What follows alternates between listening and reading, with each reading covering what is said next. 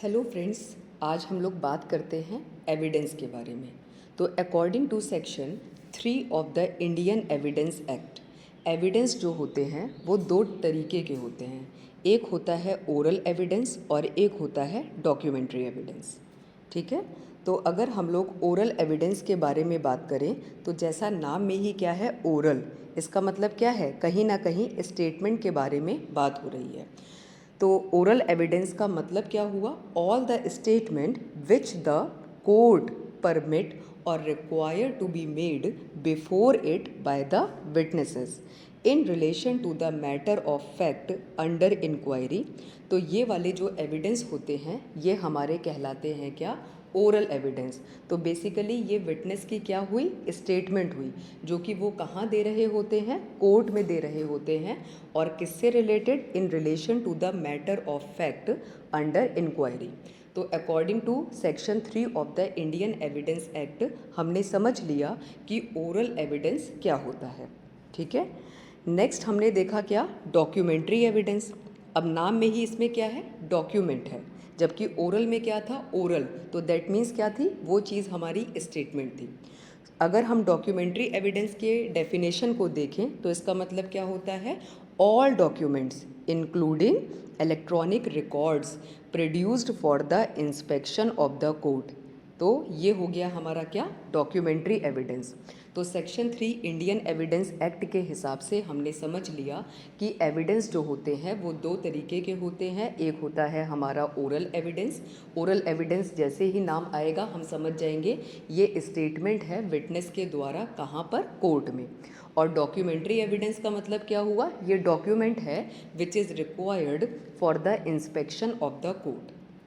ठीक है, इसी सीरीज़ में अगर हम बात करें तो हमने सुना है क्या, मेडिकल एविडेंस। तो मेडिकल एविडेंस क्या होता है वो अभी हम लोग आगे बात करते हैं। अब देखते हैं क्या, टाइप्स ऑफ एविडेंस के बारे में। तो एविडेंस को अगर हम क्लासीफाई करें तो एक जनरल सेंस में अगर हम सोचें तो ये क्लासीफाइड हो सकता है 2 वेज में। नंबर 1 क्या है, how the evidence was acquired by the witness, मतलब विटनेस ने उसको कैसे परसीव किया, कैसे एक्वायर्ड किया, तो वो चीज़ हमारी हो गई है क्लासिफिकेशन का। दूसरा क्या हुआ, how the evidence was delivered in court. तो दो शब्दों को हम लोग लेके चलेंगे। नंबर 1 क्या है, acquired by the witness, and number 2 is delivered in court. इन दोनों बेसिस पे जो है एविडेंस का क्लासिफिकेशन 2 वेज में हमको समझना है। ठीक, तो सबसे पहले हम लोगों ने जैसे बोला क्या कि how the evidence acquired by the witness. तो इसको आप ऐसे भी समझ सकते हैं कि एविडेंस एक हो रहा है आउटसाइड द कोर्ट, ठीक है, और अभी हम लोग इसी सीरीज़ में बात करेंगे इनसाइड द कोर्ट।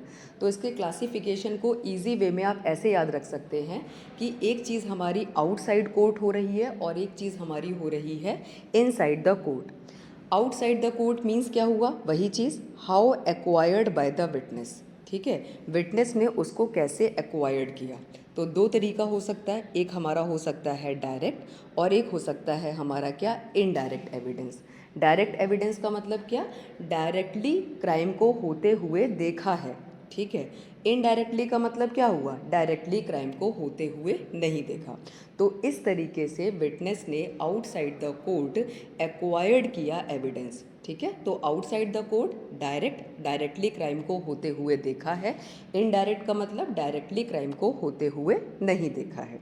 ठीक है, अब हम बात करते हैं इनसाइड द कोर्ट। ठीक है, तो इनसाइड द कोर्ट आपने उस एविडेंस को कैसे प्रेजेंट किया है कोर्ट के अंदर।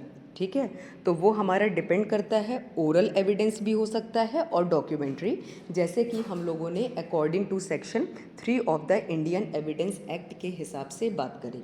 तो आज हम लोगों ने अपना टॉपिक समझ लिया है अच्छे तरीके से, क्या, एविडेंस।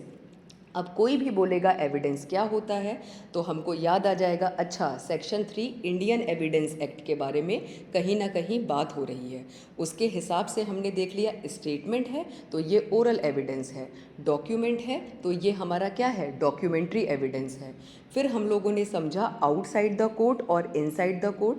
आउटसाइड द कोर्ट जो है विटनेस एक्वायर्ड कैसे किया एविडेंस को, ठीक है, डायरेक्टली उसने होते हुए देखा या डायरेक्टली नहीं देखा, तो उस आधार पर हमारा हो गया डायरेक्ट एविडेंस और इनडायरेक्ट एविडेंस। फिर हम लोगों ने देखा विटनेस ने कोर्ट के अंदर अपने एविडेंस को प्रेजेंट कैसे किया, उनका प्रेजेंटेशन क्या था, तो इसके आधार पर अगर वो स्टेटमेंट दे रहे थे तो that is known as oral evidence, और अगर कोई डॉक्यूमेंट प्रोड्यूस्ड कर रहे थे for the inspection of the court तो वो चीज़ हमारी क्या कहलाती है, डॉक्यूमेंट्री एविडेंस कहलाती है, ठीक है। मैंने अभी बात करी मेडिकल एविडेंस के बारे में, तो इसका सिंपल सा मतलब होता है an evidence which is tendered by a medical personal, it is known as medical evidence, क्योंकि वो कौन दे रहे हैं, मेडिकल पर्सनल प्रोड्यूस कर रहे हैं, तो that evidence is known as medical evidence. तो ये हम लोगों का टॉपिक आज का कंप्लीट हुआ एविडेंस के बारे में। Thank you.